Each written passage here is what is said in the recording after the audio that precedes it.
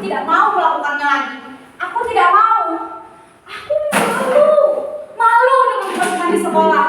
Semua menjauhi, sengaja menghindar, menganggap aku tak pantas bergaul dengan mereka. Aku dianggap berbeda, tak sekeren mereka. Baju dan sepatu yang kupakai tak sebagus gadis-gadis penggemar Blackpink itu. Semula aku menanggapinya acuh tak acuh, tapi lama-lama Lingga, Kiki, dan Eja tiba-tiba menghilang dari peredaran. Mereka tidak mau bersahabat denganku lagi. Apa arti persahabatan ini? Tak berguna.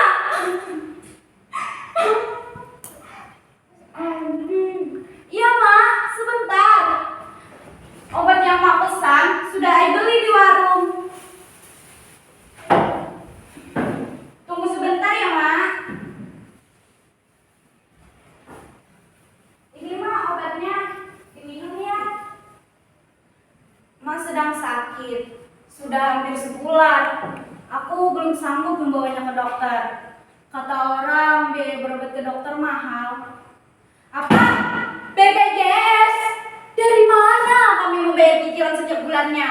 Bu Siti yang kerja di puskesmas pernah bilang, iuran BPJS yang menunggak atau tidak dibayar terancam terkena denda.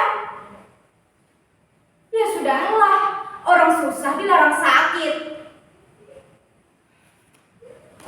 Itulah mengapa sudah sebulan ini aku menggantikan pekerjaan emak berburu kartun, koran, dan botol bekas ke warung-warung atau toko. Sering aku memungut sampah yang sengaja dibuang sembarangan. Aku tak habis pikir, kenapa orang-orang membuang sampah sembarangan? Tidakkah mereka tahu kalau tindakan mereka itu dapat merusak bumi yang kita tinggal ini? Sementara tong sampah dibiarkan kosong, tak berfungsi sebagaimana mestinya. Sejak bapak meninggal 5 tahun lalu, emak lah yang mencari nafkah untuk menyambung hidup. Sempat menjadi buruh cuci dengan upah seikhlasnya. Tapi upah emak yang kecil tak sebanding dengan resiko yang dihadapinya. Kalau ada pakaian yang luntur atau rusak, emak harus menggantinya 2 kali lipat. Lambat laun tenaga emak semakin berkurang, tak sanggup lagi mencuci. Kemudian emak memilih menjadi buruh. Dalam sehari, emak mampu mengumpulkan sampah 10-15 kg. Tak banyak uang yang dibawanya ke rumah. Sampah yang terkumpul dijual dengan harga Rp3.000 per kilogramnya. Cukuplah untuk membeli beras, lauk pauk, dan sedikit jajan di buku. Hujan terik matahari tak pernah menyurutkan semangatnya. Dengan segala keterbatasan, emak berusaha memenuhi kebutuhan sekolahku. Emak ingin sekali aku menjadi guru. Jadi guru adalah cita-cita emak dulu. Bagaimanapun pedihnya hidup, ingatlah kamu masih punya Tuhan. Jangan menyerah menggapai cita-cita. Begitu pesan emak. Saat ini emak sakit keras. Barang-barang ini telah menyelamatkan hidup kami. Pepatah bilang sampah satu orang adalah harta bagi orang lain. Dengan sampah-sampah ini, aku masih bisa makan, sekolah, bahkan jika ada uang lebih bisa beli pulsa internet. Lihatlah langit biru Aini, kesanalah matamu harus memandang. Apa yang kamu lakukan akan menjadi cahaya bagi orang di sekitarmu. Berapa ton sampah yang sudah kau dan emak selamatkan? Jika tidak, sampah-sampah ini akan menguburmu. Oh iya,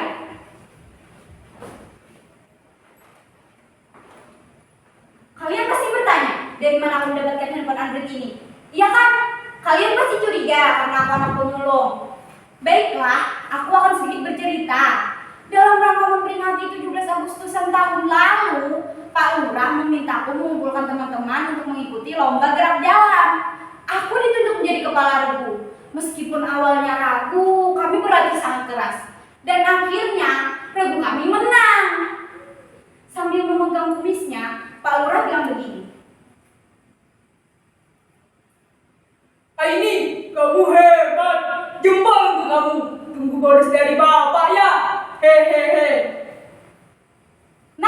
sudah jelas kan asal-usul handphone ini? Handphone ini pemberian Pak Lurah sebagai bonus. Tuhan memang maha adil. Di saat dibutuhkan, di saat itu pula lah Ia memberi jalan. Kalian masih belum percaya? Akan kutunjukkan bagaimana aku menjadi kepala regu. Maju, jalan. Kiri, kiri. Hormat, gerak. Balik kanan, maju, jalan. Kiri, kanan, kiri, kanan. Bagaimana? Kalian sudah percaya?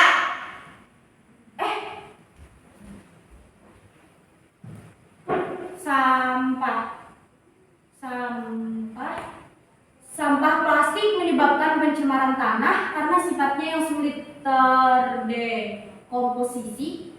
Plastik membutuhkan waktu 10-20 tahun agar dapat terurai secara alami.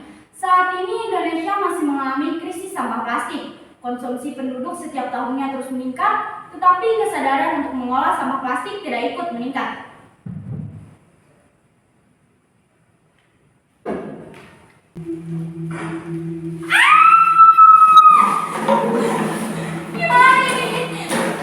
Panas sekali.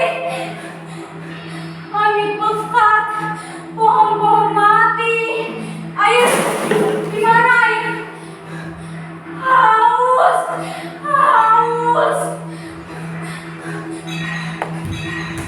Lihat, kedua mata orang-orang itu memerah. Kulitnya mengelupas. Jangan mendekat. Pergi, pergi.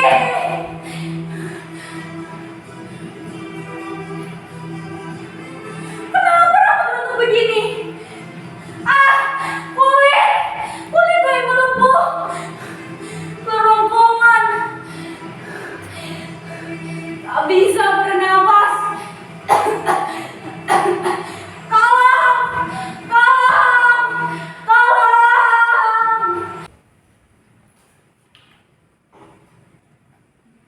Apakah ini firasat? Tangan kecil ini harus melakukan sesuatu. Apa yang bisa kulakukan dengan barang-barang ini?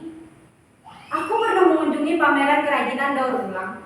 Di pintu masuk terpajang spanduk bertuliskan, jika tidak dapat mengurangi, maka gunakan kembali.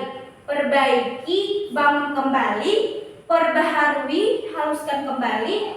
Jual kembali, dan daur ulang. Aku masih mengingat tulisan itu. Jujur saja, saat itu aku masih belum tertarik mengolah sampah. Dalam pikiranku, sampah adalah sesuatu yang kotor dan menjijikan. Dan hasil daur ulangnya biasa-biasa saja. Tak ada yang istimewa.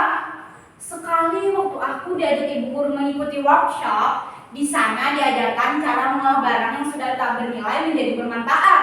Seperti tas plastik kemasan kopi, tas dari sedotan, rumah dari bekas stick, dan tas dari lintingan koran bekas. Selain bermanfaat, barang-barang ini juga bisa dijual dengan harga yang pantas. Lalu mengapa aku harus minder dan malu? Sibuk berimajinasi dengan penilaian orang lain. Cuaca begitu cerah, aku sangat bersemangat merealisasikan rencana-rencana.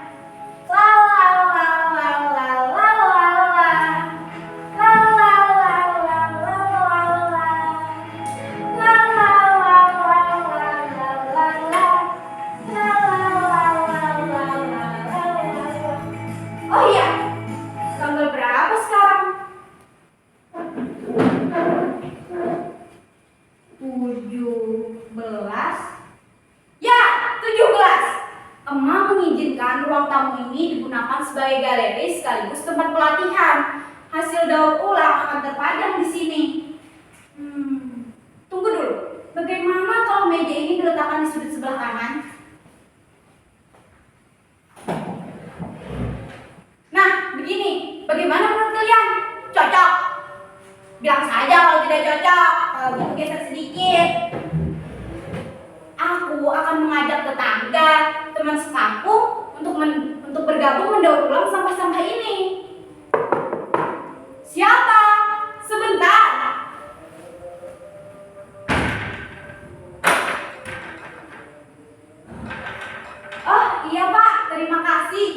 Sampah ini saya terima dengan senang hati.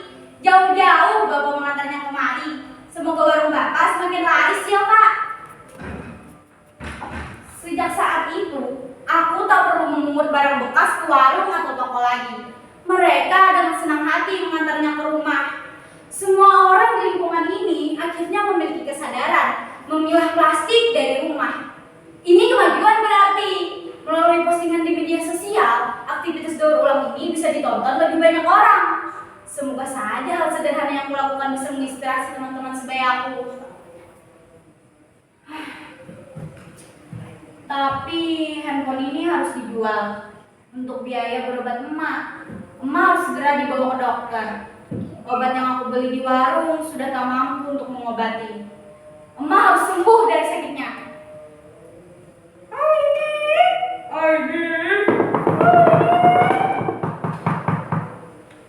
Kalian sudah datang. Ayo, silakan masuk teman-teman. Kita pisahkan dulu barang-barang ini. Botol-botol sebelah sini, kardus sebelah sana, koran bekas di sudut sana. Yang lain-lainnya kita kumpulkan di sini. Ini contoh barang yang akan kita buat. Tas ini terbuat dari lintingan koran bekas. Cukup mudah membuatnya.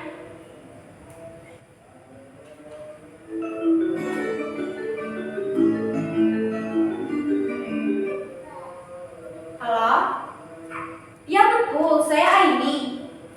Betul Pak, saya dan teman-teman yang mendaur ulang sampah-sampah ini. Kapan jadwal pamerannya Pak? Baik Pak, akan saya usahakan. Boleh Pak, silakan mampir ke rumah untuk melihat-lihat. Baik Pak, terima kasih. Teman-teman, kita mendapat undangan pameran bulan depan. Yes! Kerajinan daur ulang kita akan terpajang bersama karya pengrajin daur ulang lainnya. Tapi bagaimana kalau produk kita lebih jelek dari mereka? Mereka akan menertawakan, menganggap tak profesional. Aduh, bagaimana ini? Apakah tawaran ini harus ditolak? Tidak. Kita harus optimis, percaya diri dan yakin. Ini kesempatan baik. Ayo, lebih giat lagi, lebih kreatif lagi. Sesuaikan dengan gambarnya ya. Barang yang sudah jadi simpan di sudut kiri. Sebentar, kita foto dulu.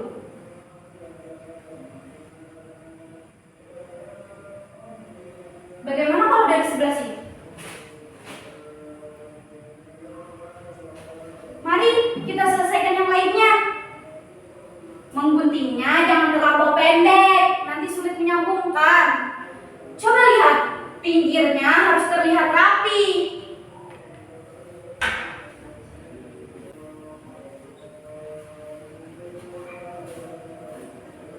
Aku baru saja mengantar emak pergi ke dokter. Penyakit emak sebenarnya membutuhkan penanganan khusus. Tapi emak bersikeras ingin pulang. Dokter pun tak begitu jelas menerangkan apa penyakitnya. Ia hanya memberikan instruksi berapa kali emak harus minum obat dalam sehari. Aku pun tak sempat bertanya. Di perjalanan pulang, emak sempat berbisik. Kamu pahlawan emak. Mataku berkaca-kaca. Aku pun membalas ucapannya. Bangga sama emak. Karena pahlawan yang sesungguhnya adalah emak. Oh iya, Lingga, Kiki, dan Eja hari ini berjanji datang ke rumah. Mereka akan menyumbangkan botol plastik bekas yang telah dikumpulkannya.